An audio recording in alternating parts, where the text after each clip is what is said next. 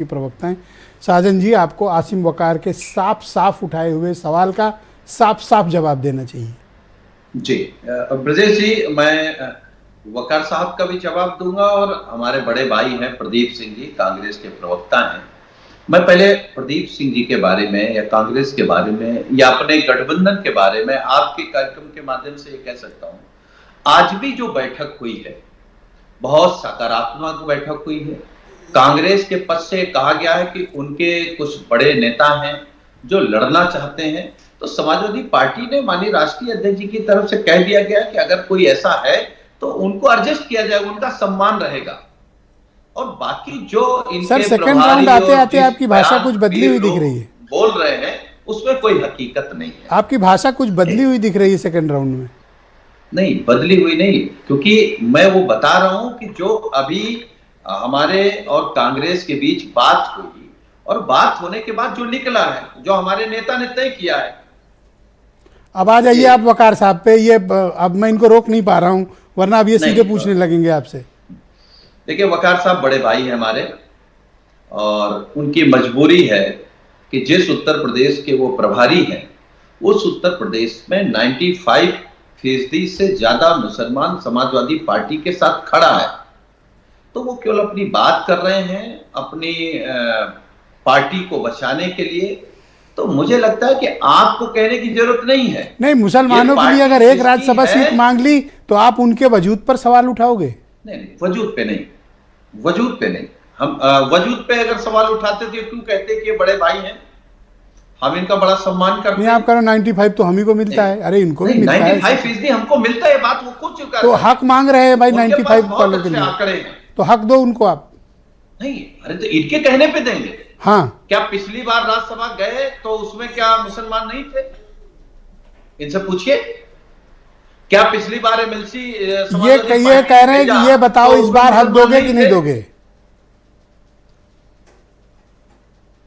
मैं कह रहा हूं कि पिछली बार का राज्यसभा देख लीजिए, इस बार का देख लीजिए।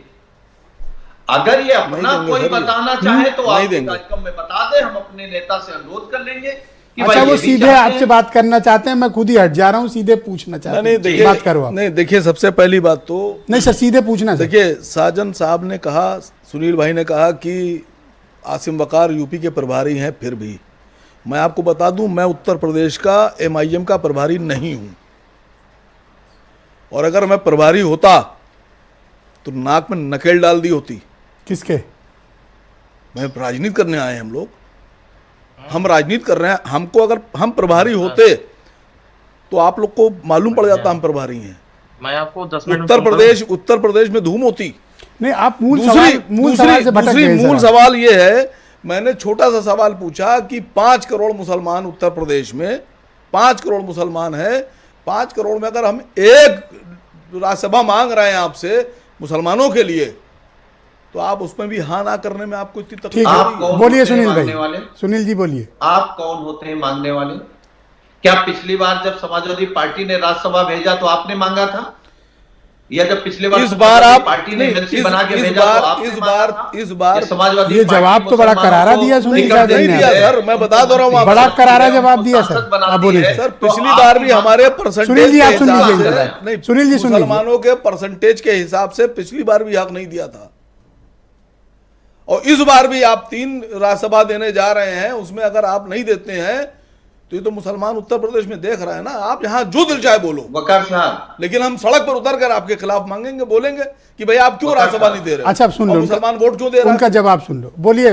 वकार साहब, आपकी बातों से ये लग रहा है कि जो समाजवादी पार्टी चाहती है, आप उसके पक्ष में हैं कि पूरे देश में जाति जनगणना हो जाए, सबकी गिनती हो जाए और सबको। सर, मुद्दा ना बदलो सर, इसी पे रहो सर आप। तो सबकी भागीदारी पे है ना। इनकी वाली बताओ सर, ये कह रहे हैं मुसलमानों को दो।